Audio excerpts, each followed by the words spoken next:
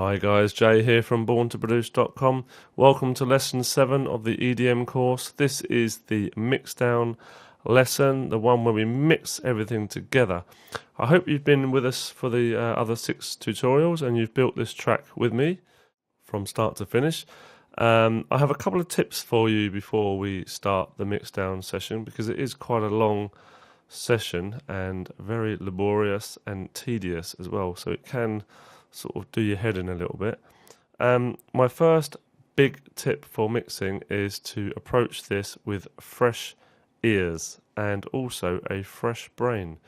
I can't stress that enough. If you've been doing the last couple of hours working on this track and you've come straight into this lesson, I can't emphasize enough, you need to go away for a few days and come back completely fresh, because what happens is your ears get tired and your brain gets tired, and you can't hear things properly. You can't hear the mix properly, and you can't hear all the problems with the mix, and you start adjusting things that don't need to be adjusted, and you miss things that do need to be adjusted, and you start missing them because you're all tired. So the best thing to do is go away for a few days, clear your head, and come back.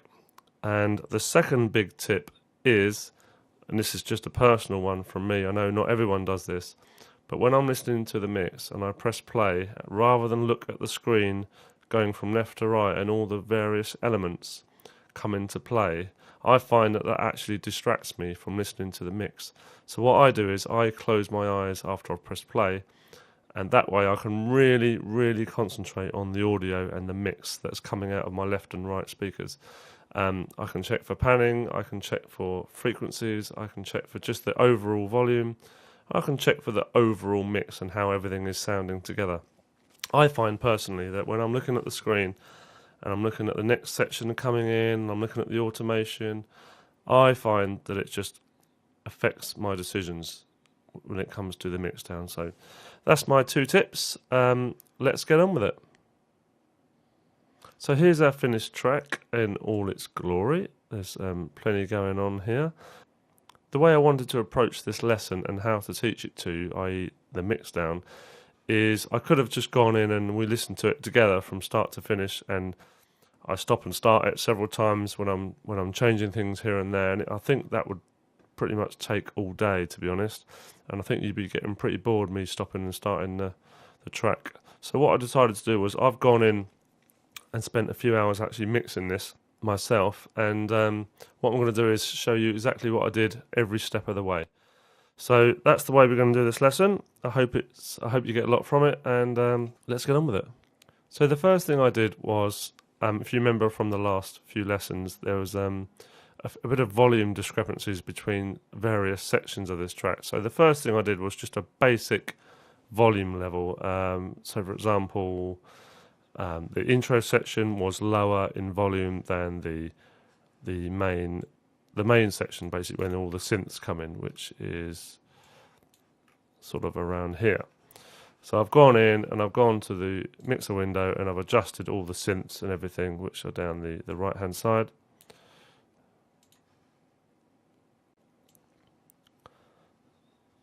And just evened them all out, basically. So that's the first thing I did. I listened to it 2 or 3 times and just went through and did a basic volume level out. The next thing I did was address the ARP section, so the intro section, which has the arpeggiator. And I've done quite a lot to this.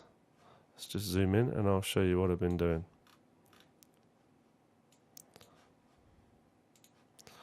So, if you remember, we've got some distortion on this ARP at certain points, pretty much. So where this automation here is, this is the Camel Crusher master mix, as it says there.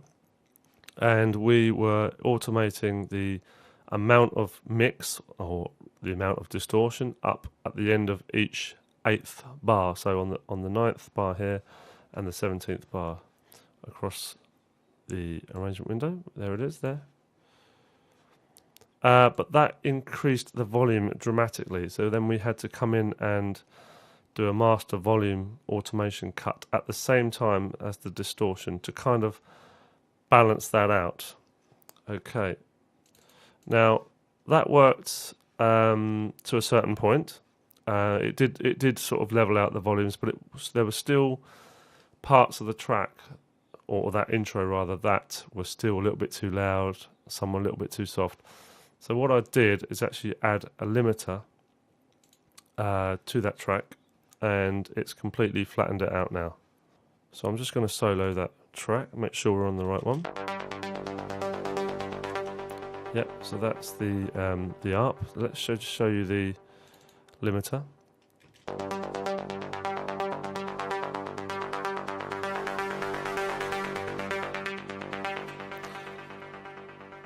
And I've set this up so we've just got a little bit of gain reduction here. It's basically cutting off the top of past a certain threshold. And I've set it up so when I press bypass, there's no actual difference in volume.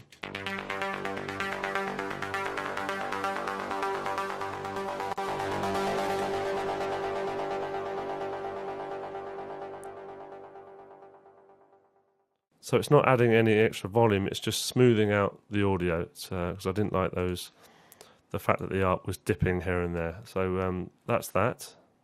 Another thing I went in and changed was the first 8 bars of the ARP. Well, I wanted a kind of a thin sound with not much bass in it, and I thought that there was too much bass in that first bit.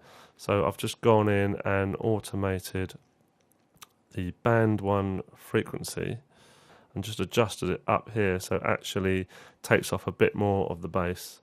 And let me just show you what that looks like in the EQ on the ARP. So there's more of a roll-off of bass frequencies now than there was before. I think it started here before.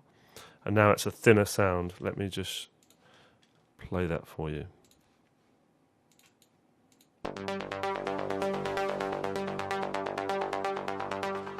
Yeah, so a lovely sort of thin sound, which is what I was after. And when it comes in at bar 9, you should hear even more of a difference when the bass, if you've been following along, we then automated that. So the bass kicked in at 9. So let's just show you the difference between bar 8 and bar 9.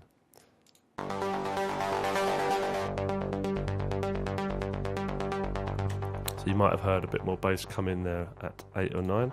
Let's just show you that working on the EQ, just in case you missed the lesson. So you saw band 1 frequency there move quite dramatically across to let more of the bass through, and that's exactly what I wanted. Having said that, just look though, I've still taken a little bit of the bass out, which, so it doesn't get too muddy. When I listened to it, it was quite muddy, so I took a bit out. Okay, I also added a bit of auto pan, which if you've been following along, it just sends the audio to the left and right speakers at a certain rate, determined by you here. I've got it on a really, really slow rate because I don't like that left-right really quick sensation, and I've got the width quite low as well, so the amount of left and the amount of right is not too much. So let's just have a listen to that, with and without.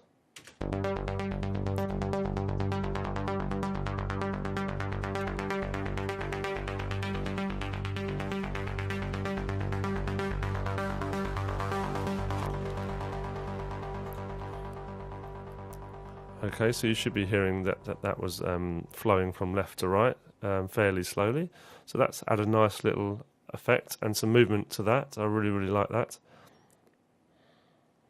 Okay, generally speaking, with the effects section, I have gone in and added reverb to most of the whooshes and sweeps because they were just too dry and they were far too up in the mix, sort of up front in the mix, I should say.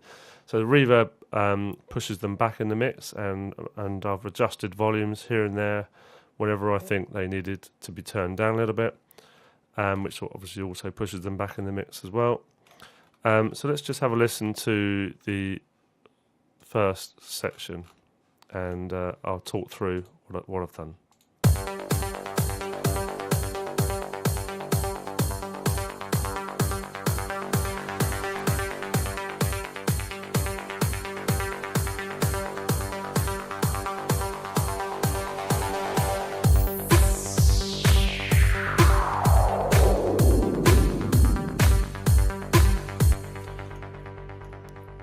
just remembered, if you have been following along, we also took the bass out of the kick drum in the first 8 bars for the same reason as taking the bass out of the ARP, just so it comes in with a bit of impact at bar 9. But obviously if you're taking away bass frequencies, then the overall volume will drop. So you'll see there on the kick drum, I've just increased the volume slightly from bars 1 to 9, and then it drops back down to allow for the extra EQ that comes across. Okay, so make sure you've done all the videos before this, then you'll know pretty much what I'm talking about. Okay, carrying on.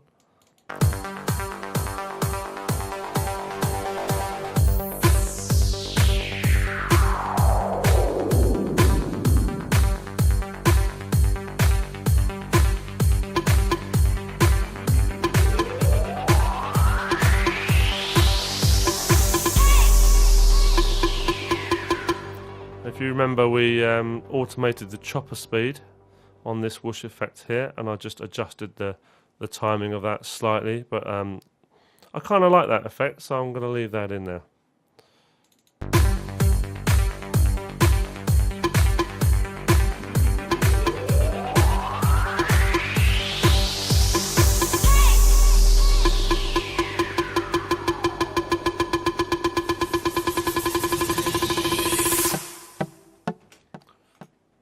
Okay, this FX build-up hits thing was just getting a little bit loud towards the end, so as you can see we've just taken off the volume slightly there with a bit of automation. Again, if you're not sure how to do automation, go back and do the other videos, and it's all explained several times in those.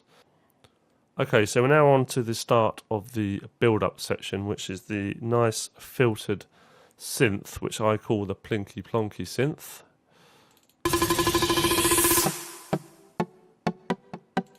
Now, because that is so filtered, again, the volume was very, very low. So I've had to come in here and automate the volume to come up pretty much on maximum for this filtered section. And this is the filter cutoff, which we did in the last lesson, I believe, where the cutoff frequency gets or opens up slowly as that riff goes on. And in turn, we've had to reduce maximum volume for the first bit and then lower the volume for the second section. We'll show you what I mean.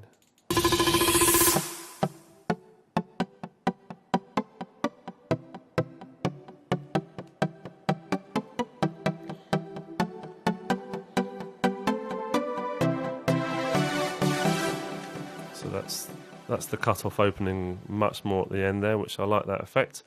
Incidentally, I've just remembered I also came in and just adjusted the delay on this Plinky Plinky. There wasn't quite enough repeats for me, so I've come into the VST synth and pressed on delay, and I've messed around. I've increased the feedback a little bit, which is the number of repeats, delays you get. I've messed around with the dry and the wet mix, and I think that was about it actually. So yeah, I just wanted a bit more feedback or a bit more delay on that synth. So let's have a listen to that.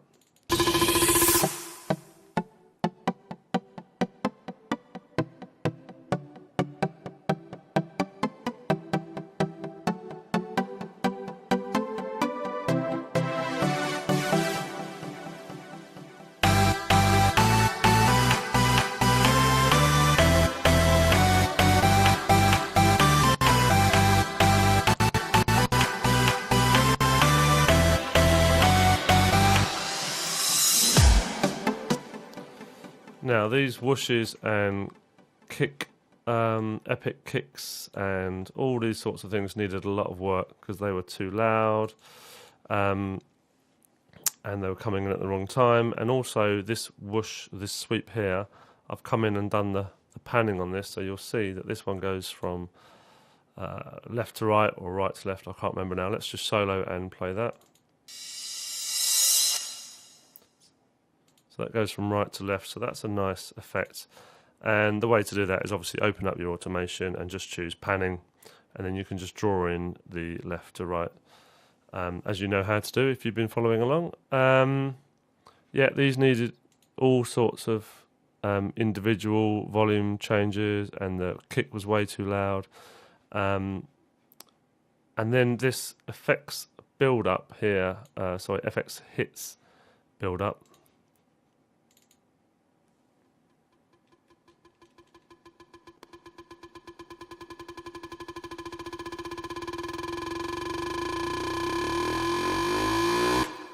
Yeah, so that had to be volume controlled as well and automated, so pretty much from nothing going right up, because of the plinky synth was so low in volume that this had to come down in volume as well.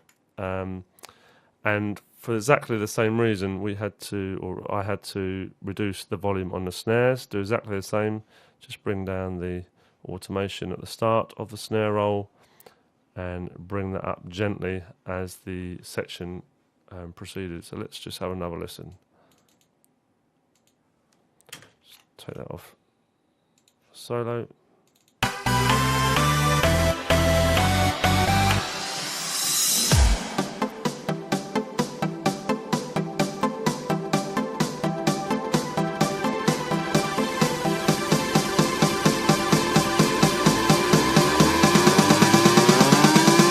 Everybody feel the drop.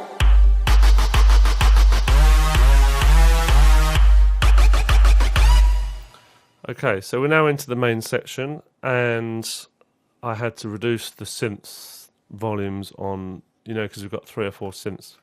Actually, I think we've got 5 synths playing, 3 synths playing at the same time there, and 2 together there. And all of these had to be reduced because they were just way too loud. And I've also added reverb to all 5 as well, because they just weren't wet enough. Basically, they were just too dry. So a lot of EDM tracks these days are absolutely washed in reverb, so I thought I would go along the same road, as that's what I'm trying to teach you.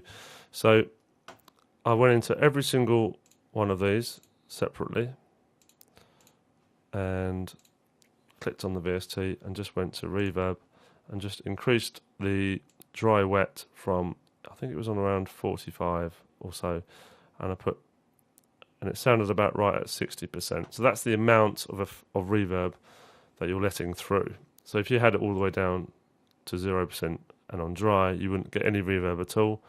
And if you went all the way to the top and had 100% reverb or 100% wet, that's the 100% of the signal is being affected. So I left it on 60, which sounded about right. And I did the same for all 5 synths. And now we've got a lovely reverb on this main synth. So let's just have a listen to that. Everybody feel the drop.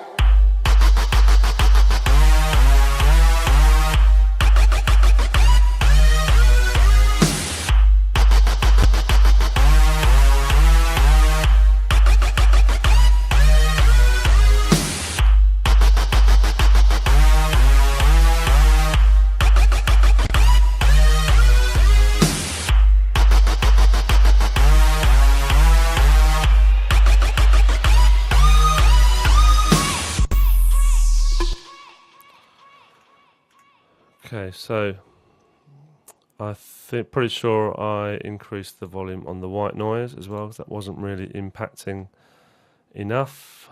Let's have a listen to that. Yeah, so that's quite nice there actually, and you can hear the reverb on the synth there when I press play and then stop it. Yeah, that's quite a nice reverb actually. Okay, so on to the next section.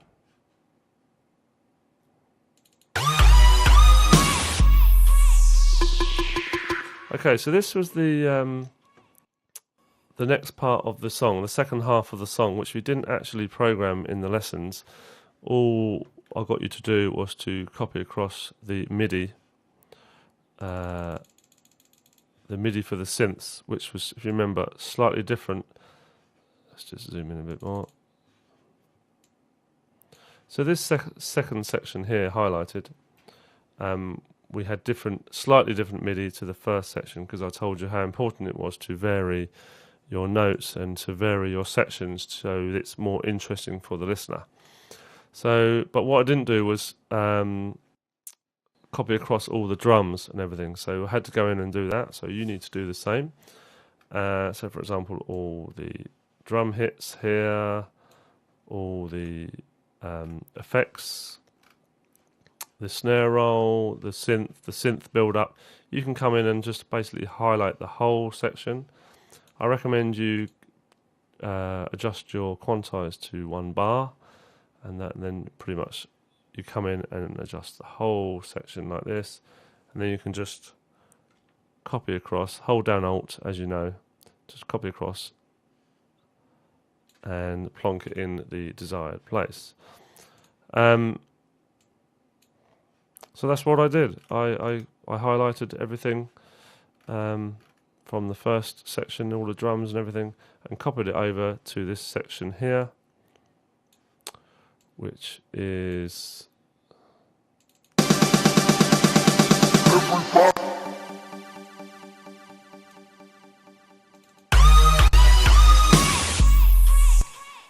so 61 all the way along to the end, which is there, I believe. Yeah, 61 to 113 is the second half of the song. Okay, so let's have a little listen to the second half of the song.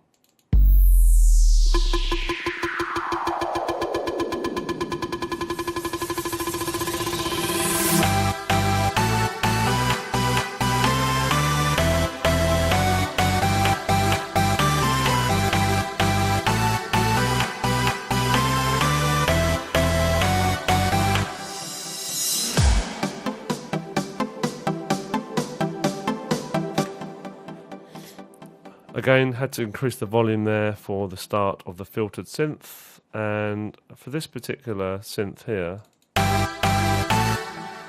I've just automated the cutoff a little bit just to add a little bit of interest and movement to that section.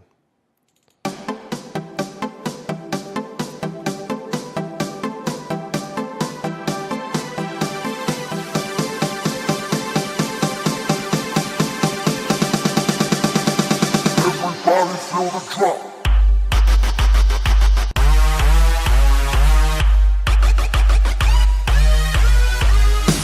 You can hear that the notes are slightly different in this section just to keep the interest.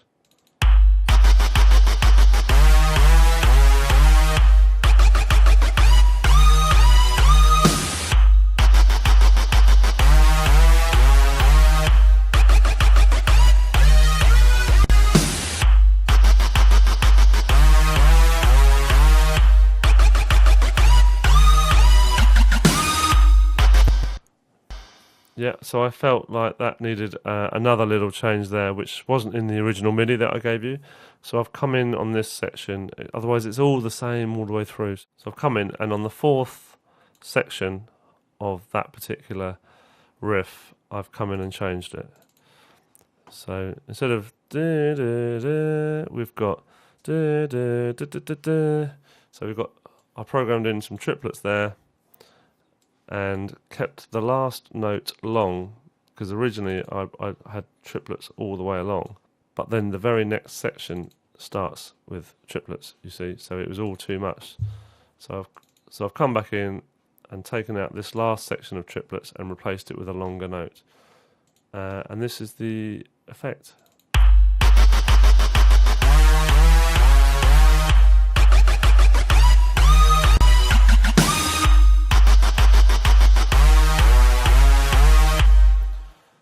And this section I changed once again, just that note there. You can mess around, just make sure you're on decent quantize. Mess around with it, just change the notes to keep it interesting. Obviously you've got to change the one that plays along with it as well to the same. So I'm just going to undo that note, just basically showing you how to easily to change your notes and make it interesting.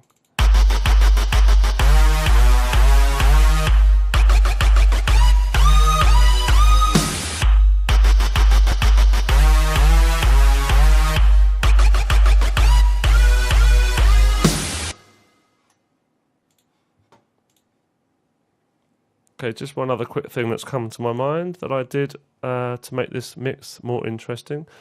The filtered Plinky synth from 21 to 28, I added a touch of reverb to that at the start, and where the cutoff opens up and lets the sound fully come out, I wanted that last sort of section to have quite a bit of reverb on it, so it then fills this gap that we've got between the next synth coming in. So if you listen and watch this mix parameter here, you'll see what I mean. So let's just play you that.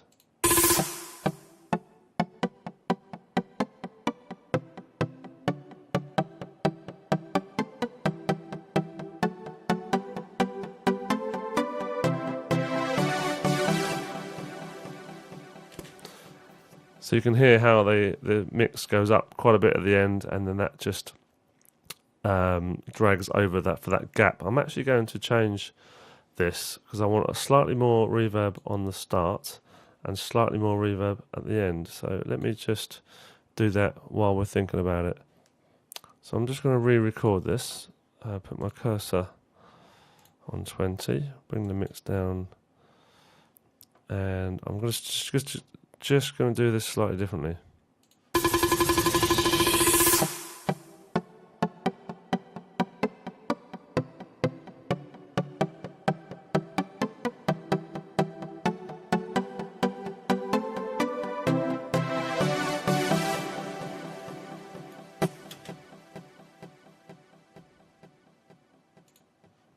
So have a listen to that.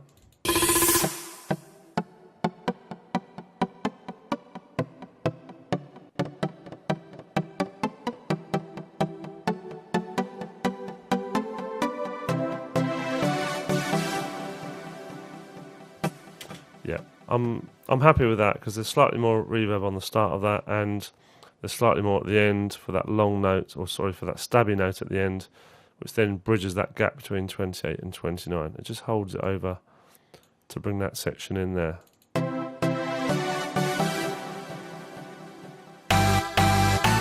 Yep, happy with that. And a couple of times I just changed the start point on the FX build-up effect, which is this one here, because I thought it's just started slightly too early. Yeah, that I just took off the first 1 or 2 beats of that just by adjusting this. As you can see, it looks like I've just taken off the first one and just added an envelope on the front there.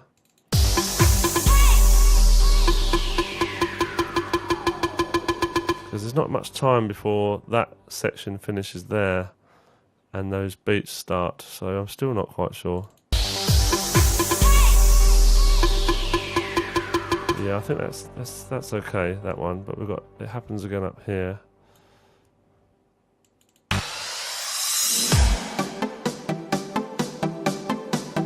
That one's okay because the volume is so low at the start. What about this one?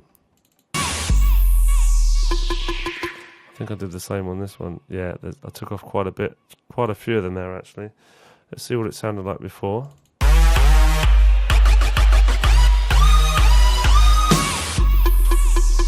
Yeah, so those hits I felt started to come in way too soon. So I took off 4 or 5 of those hits just by dragging the left-hand side. Let's just try that again.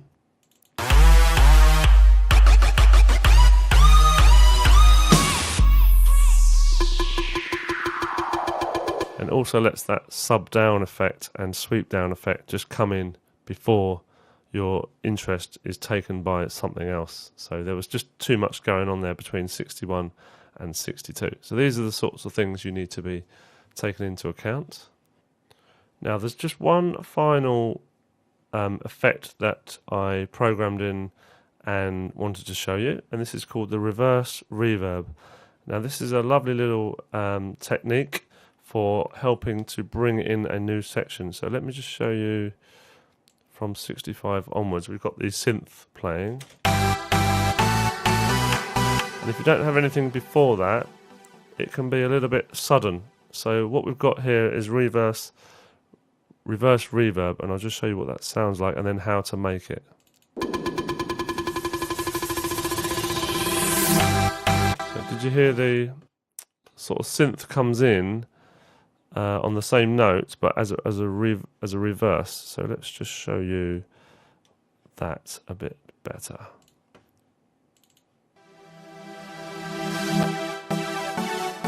So hopefully you heard that reverse reverb effect there.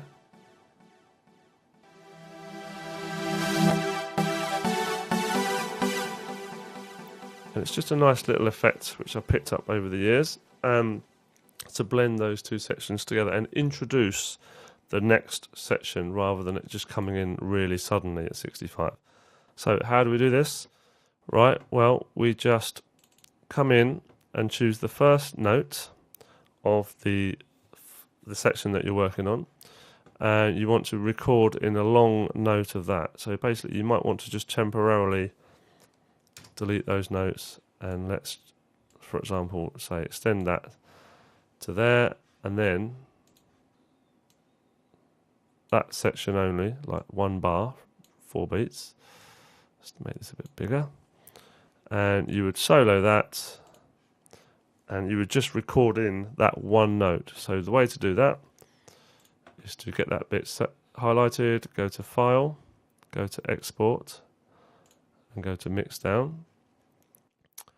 And you would then just name your track, where you want to save it, whether you want it MP3 or WAV, etc., and just click Export. And then what that does, that then puts that one section, just that file of that note into a separate file, and you can bring it into your audio pool, as I'm sure you're fully aware to do that now, and then just drag it into an audio track, which like I've done here, called Reverse Reverb.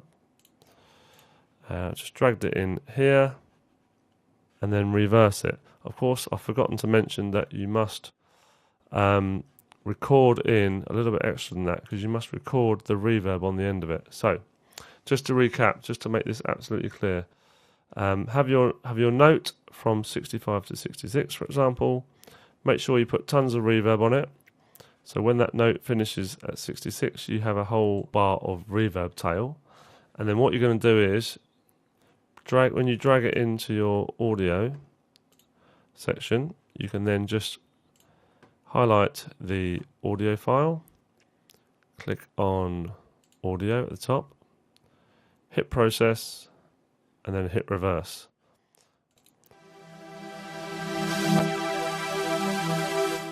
And now we've got this long, see that's what it would sound like actually if you were to record it in.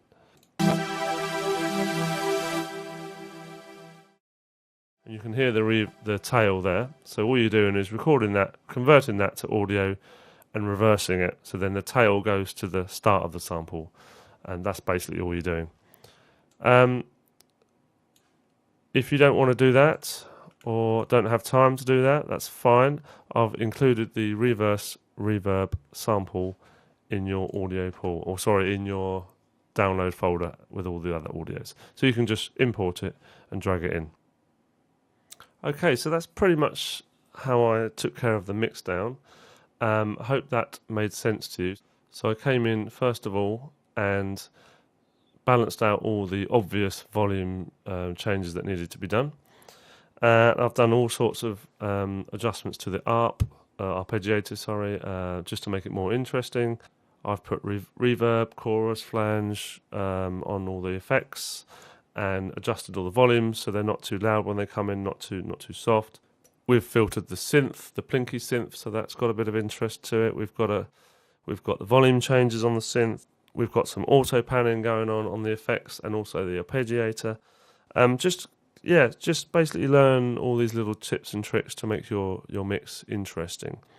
And don't forget to rest your ears and close your eyes when you're listening to a mix. Don't forget your panning information. So you want some instruments on the left, some on the right, but not extremes. And as we said before, you might want a few effects just going from left to right, left to right. So basically we need to master the track now, and I was going to do this in the same lesson, but I think in view of my advice to rest ears, etc., I might put this in the next section. So have a little play around with it. Don't forget to have a break. What I'm going to do now is also another little good tip is to listen to this mix on a different set of speakers, on perhaps 2 or 3 different types of speakers, not just the studio speakers, and also get other people's opinions on it, and then we'll be back to maybe do a couple more adjustments. So see you soon.